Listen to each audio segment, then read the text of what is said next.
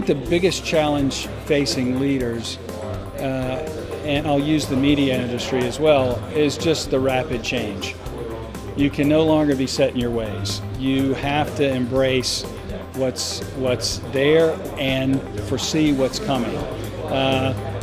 One of the things that I'm doing is, I listen to my kids a lot because they're consuming content in ways that I never did. So you really need to have the flexibility and understanding of what's happening in your marketplace to really guide your teams in the right way. I think it's an understanding of the new demands that are placed on them, whether it's on governance, whether it's on transparency, whether it's on standards, whether it's on the direct challenges of match fixing or doping or whatever. There's an awful lot more involved now.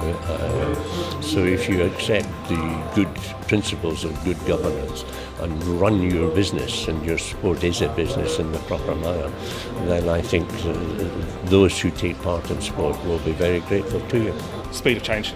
Obviously from a technology perspective, and as a technology director, I do my best to try and stay on top of what we're trying to do, and at Limelight we're constantly evolving and trying to stay on top of it, but the speed of it is insane.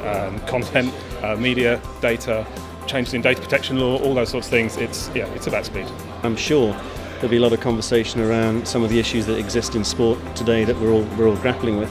Had you said to me 6 months ago that we'd be having that conversation after Rio, I wouldn't have thought it possible. But it just goes to show that you can never take anything for granted. Nothing ever stays the same.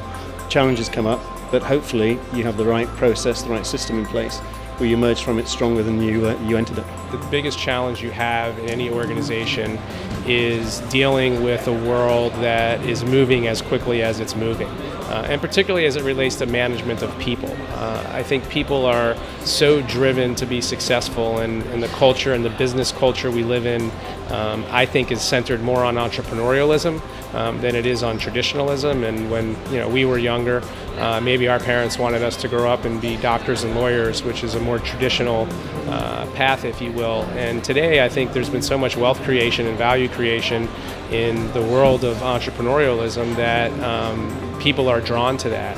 And so managing and leading people who at times have unrealistic expectations about where they are and the things that they should be doing, I think understanding how to do that is a critical factor in someone being successful.